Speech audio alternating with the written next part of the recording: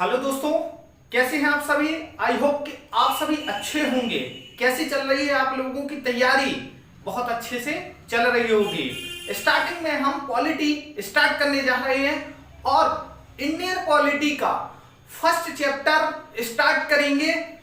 ऐतिहासिक पृष्ठभूमि से हम शुरू करेंगे, बिल्कुल बेसिक तरीके से इंडियन पॉलिटी को समझते हुए आगे ऐसे ही बढ़ते चलेंगे। तो हम पॉलिटी में स्टार्ट करेंगे ऐतिहासिक पृष्ठभूमि। ऐतिहासिक पृष्ठभूमि में कौन कौन से एक्ट रहे हैं और ऐतिहासिक जो पृष्ठभूमि है ये चैप्टर है क्यों, क्या ये यूपीएससी में आता है और यूपीएससी में इसका रोल है या नहीं है? जी हाँ, ये यूपीएससी में आता है और कहां से कितना आता है इसको भी आप पेपर को उठाकर देख सकते हैं। इसको बहुत से टीचर बहुत छोटे तरीके में ले लेते हैं कि ये ऐतिहासिक पृष्ठभूमि का ही तो चैप्टर है, इसको हम क्या डेफिनेशन के बेस पर उठाएं और पढ़ने की इसकी जरूरत भी नहीं है। हालांकि ऐसा बिल्कुल भी नहीं है। हम यूनियन पब्लिक सर्विस कमीशन की सोच को बिल्कुल भी छोटा नहीं ले सकते हैं, इसलिए हमें बिल्कुल बेसिक तरीके से फाउंडेशन को स्टार्ट करते हुए आगे बढ़ना है दोस्तों। तो शुरू करते हैं ऐतिहासिक पृष्ठभूमि के बारे में, जिससे ईस्ट इंडिया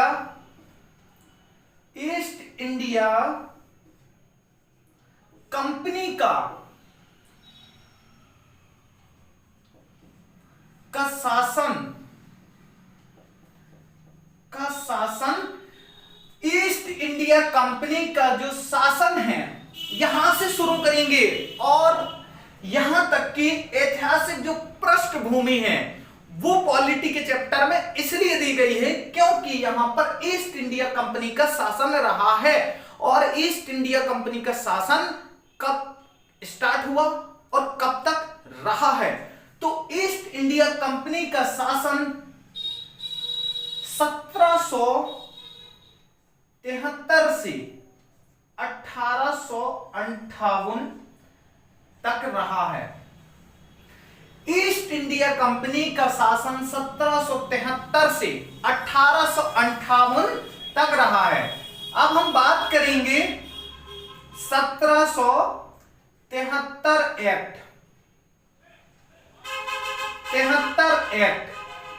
1773 एक्ट यानी कि 1773 अधिनियम। इस एक्ट में क्या क्या चीजें रही हैं और इस एक्ट से क्या क्या नियम रहे हैं? तो 1773 का जो एक्ट है इसमें हमारा रहा है कि कंपनी को, ईस्ट इंडिया कंपनी की बात कर रहे हैं, कंपनी को प्रशासनिक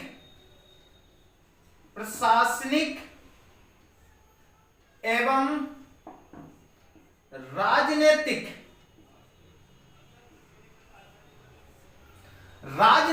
कार्यों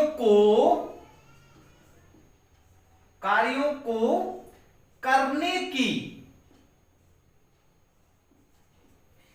करने की अनुमति मिली। ठीक है, 1773 एक्ट यानी कि 1773 अधिनियम, इसको हम अधिनियम भी बोलते हैं। कहां इसका कैसे रोल है आप इसको समझ सकते हैं। अधिनियम भी और एक्ट भी। 1773 एक्ट में हमारा कंपनी को प्रशासनिक एवं राजनीतिक कार्यों को करने की अनुमति ईस्ट इंडिया कंपनी को मिल गई थी। अब क्वेश्चन ऐसे आ सकता है, और क्वेश्चन जो आते हैं वो इनडायरेक्ट तरीके से आते हैं। कभी भी क्वेश्चन ऐसा नहीं दिया जाएगा 1773 एक्ट में कौन कौन से नियम लागू हुए थे, क्या क्या कार्यों को करने की अनुमति दी गई थी, ऐसे क्वेश्चन नहीं आएगा। क्वेश्चन कहीं ना कहीं अपोजिट डायरेक्शन से आएगा, अगेंस्ट आएगा इसके। और क्वेश्चन इस तरीके से आएगा कि प्रशासनिक एवं राजनीतिक कार्यों को करने की ईस्ट इंडिया कंपनी को अनुमति कौन से एक्ट में, किस अधिनियम के बेस पर प्राप्त हुई थी? तो आपको यह भी याद करके रखना है 1773 एक्ट, और ये चीजों को बिल्कुल मैच करते हुए हमें आगे बढ़ना है। और ये फर्स्ट हो गया। और सेकंड जो इसमें बहुत इंपोर्टेंट, जो मोस्ट इंपोर्टेंट है वो ये है कि बंगाल के बंगाल के गवर्नर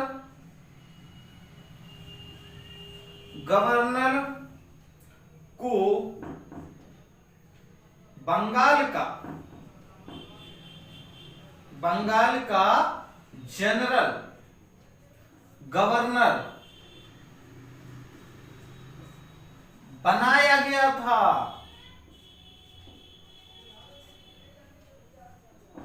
समझ गए आप? बंगाल के गवर्नर को बंगाल का जनरल गवर्नर बनाया गया था, यानी बंगाल के जो गवर्नर थे उनको गवर्नर से जनरल गवर्नर की प्राप्ति दी गई थी। इतना एक्ट हमारे लिए काफी है। अब हम आगे चर्चा करते हैं 1774 में क्या हुआ। 1774 एक्ट,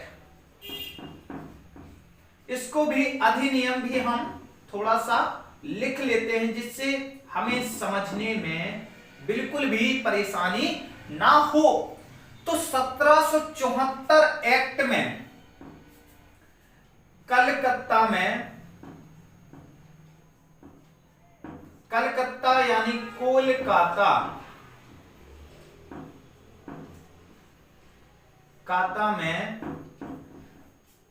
यानी कोलकाता में हाई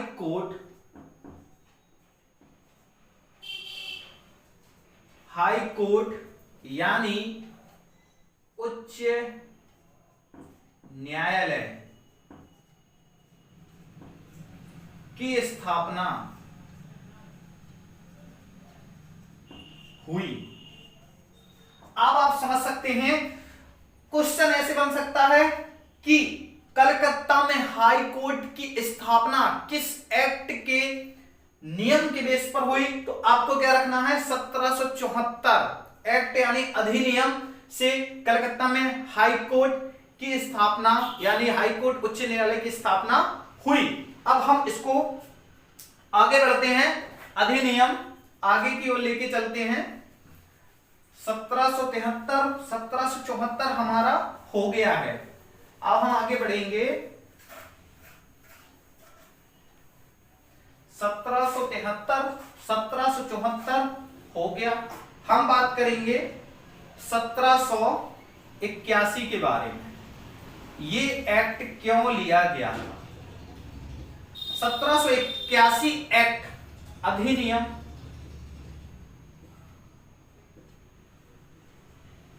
ठीक, इसमें क्या हुआ? अब इसमें हुआ क्या कि जो 1781 एक्ट है ये आया क्यों, पारित क्यों हुआ? तो 1773 में जो कमियां, ठीक है, या कह सकते हैं कि हमारे खामियां, बहुत सी चीजें ऐसी छूट गई थी, रह गई थी, यानी कि खामियां, इनको हम कमियां, और कुछ नियम ऐसे हो गए थे जिसको आगे को पारित करना था। 1773 में जो खामियां रह गई और उनको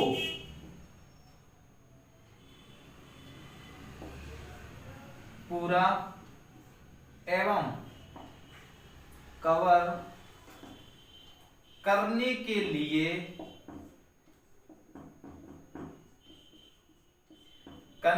लिए ईस्ट इंडिया कंपनी के सदन में, ईस्ट सदन, संसद भी, ठीक है, लागू किया। ठीक है, लागू किया। वो क्या था हमारा 1781। ठीक है, फर्स्ट ये हमारा था। सेकंड है,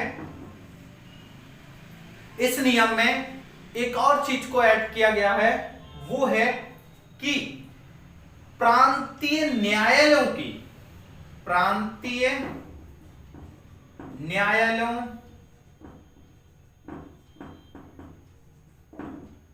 की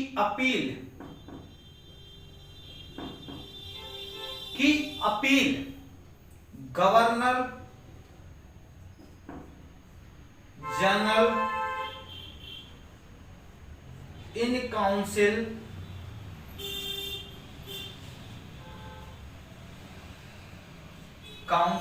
के पास होगी, ना कि किसी सर्वोच्च न्यायालय का। सर्वोच्च न्यायालय, आप समझ रहे हैं। सेकंड जो 1781 का पॉइंट है उसमें यह है कि प्रांतीय न्यायालयों की जो अपील होगी वो किसके पास होगी? गवर्नर जनरल इन काउंसिल के पास होगी, ना कि किसी सर्वोच्च न्यायालयों के पास होगी।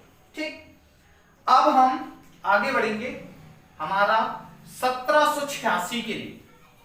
1786 एक्ट में क्या क्या पॉइंट एक्ट रहे? 1786 देख लेते हैं। तो 1786 एक्ट अधिनियम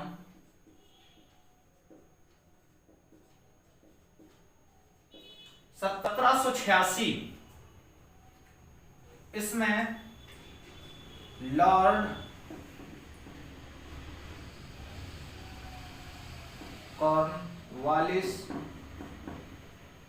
को बंगाल का गवर्नर जनरल नियुक्त किया गया।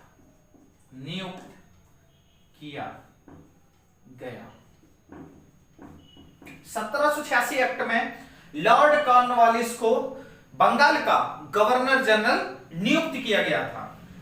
बात करते हैं 1786 के बाद। अब हमारे लिए कोई इंपोर्टेंट जो एक्ट है नहीं है। अब हम चलते हैं 1813 की ओर। 1813 की ओर देखते हैं कि 1813 में क्या अधिनियम रहे, और 1813 जो चार्टर कानून है उस चार्टर कानून के बेस पर देखिए, चार्टर कानून, इसको हम चार्टर कानून भी बोलते हैं। किसको बोलते हैं? 1813 एक्ट को। एक्ट यानी अधिनियम, ठीक है, समझे बच्चों। चार्टर कानून 1813 में जो इंपोर्टेंट फैक्ट हैं वो क्या है? फर्स्ट हमारा कि जो ईस्ट इंडिया कंपनी के लिए भारत ने व्यापार करने का एक सिस्टम बनाया, उसको चालू कर। भारत में ईस्ट इंडिया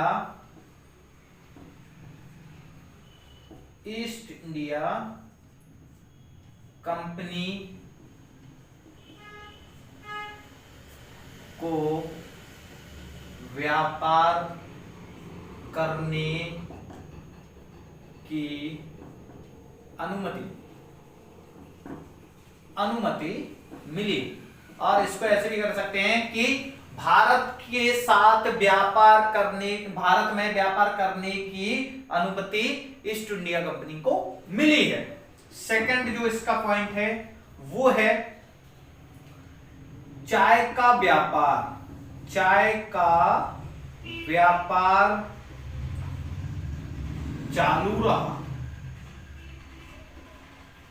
चालू रहा, यानी कि 1813 से ही चाय का व्यापार चालू रहा। थर्ड पॉइंट है हमारा चीन के साथ व्यापार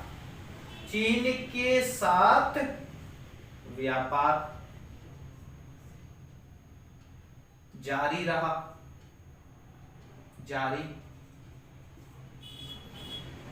फोर्थ जो है बहुत इंपोर्टेंट है, ईसाइयों को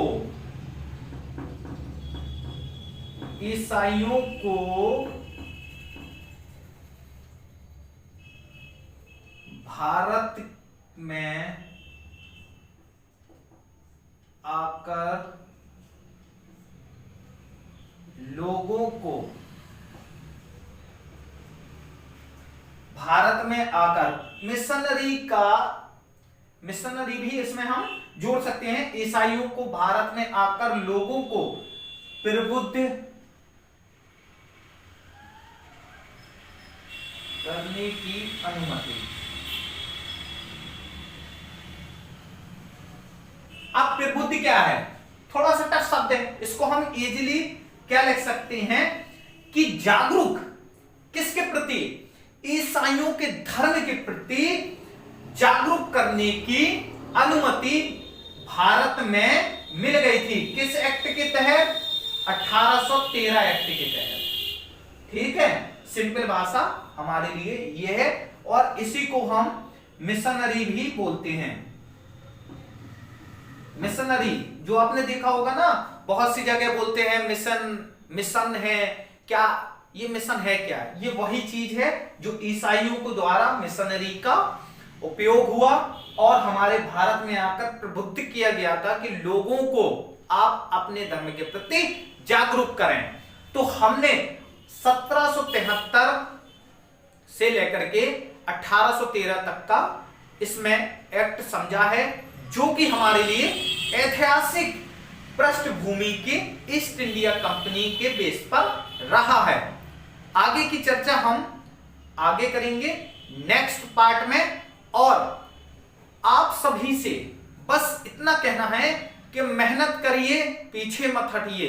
रिजल्ट किसी भी प्रकार का आ रहा है उस पर ध्यान बिल्कुल मत दीजिए, प्रयास करते जाइए, आगे बढ़ते जाइए, और हम स्टार्टिंग से बिल्कुल पॉलिटी को कवर करेंगे, हिस्ट्री को भी कवर करेंगे, ज्योग्राफी, एनवायरनमेंट एंड इकोलॉजी, सभी को कवर करते हुए हम आगे बढ़ेंगे।